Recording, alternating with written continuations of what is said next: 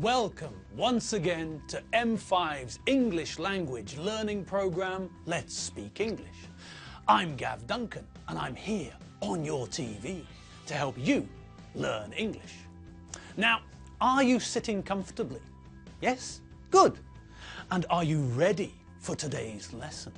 Yes? Good. Okay, well, let's learn English together. Hello, people. Hello to all of you folk out there in Hungarian TV land. Sitting down, cup of tea or coffee by your side, ready to start today's lesson. And can I just ask, how are you all today? Are you all excited about the fact that it's Friday and that the weekend begins today? You must be. Everyone loves Friday. Okay, so let's get this Friday session started by finishing what we started yesterday. Okay, so what was the last thing we did yesterday? It was something to do with schools, wasn't it? Yes. It's all coming back to me now. So, let's think of an example. Students in British schools have to wear uniforms. When I was at school, I had to wear a uniform. In my last 2 years of school, I didn't have to wear a uniform. When I was at school, students in their last 2 years of school didn't have to wear a uniform. So, we've got a few examples there, haven't we? The first sentence is talking about life in general in the UK. In the UK, when you go to school, you have to wear a uniform. The next sentence is about me, personally. When I was at school, I had to wear a uniform. It's obligation in the past, so I use had to. What about the next sentence? Again, it's about me. In the last 2 years, when I went to school, I didn't have to wear a uniform. So, in the past, when I was in the last 2 years of my school career, there was no obligation for me to wear a uniform. If I wanted to wear a uniform, then that wasn't a problem. But I didn't have to. There was no obligation. And the last sentence? Well, that sentence is about students in general, and it's also about the lack of obligation in the past. When I was at school many, many years ago, students in the last 2 years of school didn't have to wear a uniform. We use the same form of didn't plus have to when I'm talking about myself. I didn't have to. And also when I'm talking about students in general, they didn't have to. So, we use the same form. Did not have to plus an infinitive without to. Because it's in the past, we don't have to conjugate it. All of the sentences we make follow the same form. Subject, did, not, have to, infinitive without to. Okay. So yesterday, we looked at what happens when we talk about strong obligation in the past. The fact that we can't use must in the past. Must only exists in the present. So, when we want to talk about strong obligation in the past, we have to use had to. We have to use the form of strong obligation have to, and because we want to talk about the past, we have to put have to into the past. It becomes had to. Now, this isn't a big deal. This is a very easy form to use. We don't have to conjugate anything for the different subjects. We start with a subject, add had to, and then follow with a verb in the infinitive without to. Simple, pimple. As easy as falling off a log, a cinch. Child's play, as easy as pie. Okay, now in our last lesson together, we also touched on the fact that when we add not to have to, we get a strange result. We don't get the opposite of have to. No, When we add not to have to, we get the idea of no obligation, not the idea of obligation the other way. This is pretty odd, let's face it. When we add not to must, we get must not or mustn't. Fine, that's logical. We get the same idea, but in the opposite direction. If we must ring the boss between 7:55 and 8 a.m., we grasp the idea that we have to ring the boss in those 5 minutes. If we ring the boss before 7:55 or after 8 a.m., there will be trouble. We know that if we phone the boss at 7:54, we will be in trouble. And we also understand that if we telephone the boss at 8:01, then we will also be in trouble. Now, let's change the direction of that sentence and add not. Now the sentence is, we mustn't ring the boss between 7:55 and 8 a.m. Now, the obligation is still there. It's still strong obligation. But now we grasp the idea that we must not phone the boss in that 5-minute period. If we do, there will be trouble. We can phone the boss at any time apart from that 5-minute period. Any time which is not between 7:55 and 8 a.m. is okay. 9 a.m. great. 10:23 fab. 6:56 of course. 12:33 why not? 3 a.m. sure. 9:30 at night absolutely. All of these times are fine, but we mustn't call the boss between 7:55 and 8 a.m. If we do, there will be trouble. Okay, so that's logical.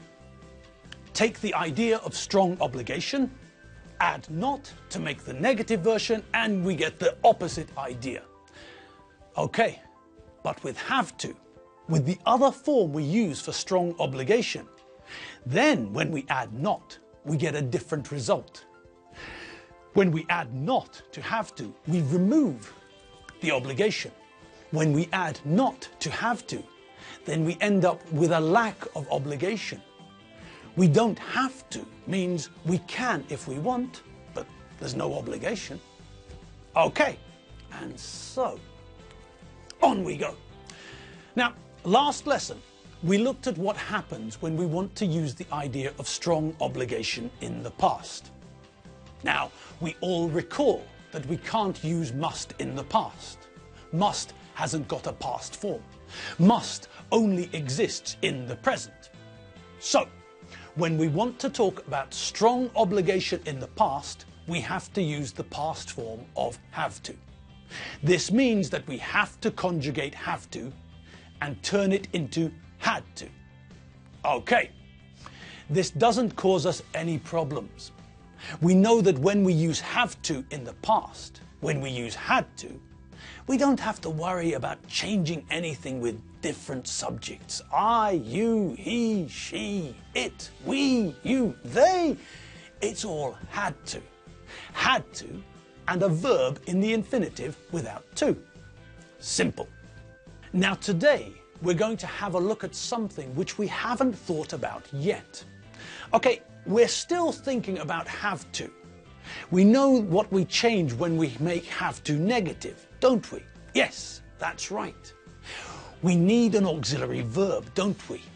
Yes, we use the auxiliary verb to do to help us make the negative version. I have to becomes I don't have to.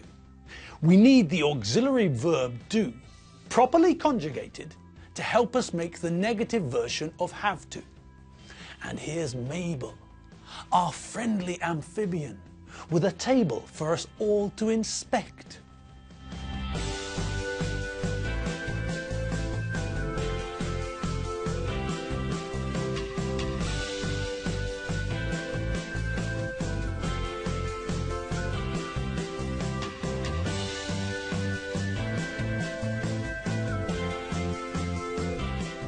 Okay, now in the table we wrote the full long version, But we all know that we all prefer the short or abbreviated version.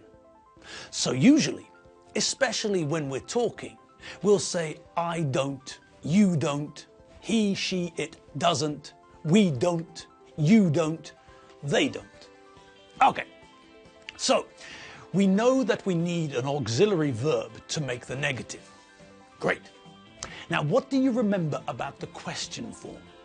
Do you remember what we need to make a question with the form have to? That's right. We need an auxiliary verb to make the question form, don't we? So, which auxiliary verb do we need? We need the same auxiliary verb, the verb to do. So, how do we ask a question with have to? Well, we start with the verb to do. We have to conjugate the verb correctly for the different subjects. Then, we follow the verb to do, correctly conjugated, with the subject. I, you, Dave, Sharon, Chobber, Virag, whatever. After the subject, we add have to. And what do we remember about have to here? That's right. We keep the form have to. We don't have to conjugate here. We conjugated the verb to do. So here we just use have to for all the subject. Have to stays the same. Now, after have to, what comes next? That's right. Now we add a verb in the infinitive without to. And at the end? That's right. We need to finish with a question mark, don't we? Okay. Now, what do you think is coming next? Yes, that's right. There's no time for us to look at any more grammar today. We'll come back to that later on, because now, yes, she's here. Here she is. It's Enid. Hello, people. Hello. Hello. Oh, God. I must stop shouting. I don't feel too well today. Last night, I went to the Ponzi Peacock with my friends. Rupert was there. Archibald was there. And Clementina was there. We drank cocktails. We drank lots and lots of cocktails. We drank too many cocktails, really. We went to the Ponzi Peacock to celebrate my ECG report. The doctor told me that my ECG was perfect. So I decided to celebrate. Oh, my poor head. I feel the same way Alfredo feels on Monday mornings. I feel French. Oh, I went to the doctor for a checkup after my DOMS experience. I was meant to go back to the doctor's surgery today, but I didn't go. I felt too bad. So I phoned the doctor and cancelled my appointment. And now, if you'll excuse me, I'm going home to rest. Keith's not speaking to me. He's angry with me for not taking him for a walk. He's not talking to me. He's giving me the cold shoulder. But I can't take him for a walk. I feel awful. I feel terrible. I'm going home to sleep. Toodaloo. Chilly. Bye. Oh dear. That's not good, is it? I thought it was a bit risky, hitting the cocktail bar at the Ponzi Peacock the day before a checkup at the doctor's. Oh dear, poor Enid. And now, to make things even worse, Keith isn't talking to her. Oh. First, a hangover. A really bad hangover. The sort of hangover with your hair hurts. And then Keith gives you the cold shoulder. Poor Enid. Oh well, I'm sure she'll be back on her feet in no time. Let's hope so. Okay, that's all from us for today. I'll see you next week. Thanks for watching. Have a great weekend, but take care with the cocktails, especially if you're planning on going to see the doctor. Okay, see you all later. Have fun, and remember, www.m5tv.hu. Bye!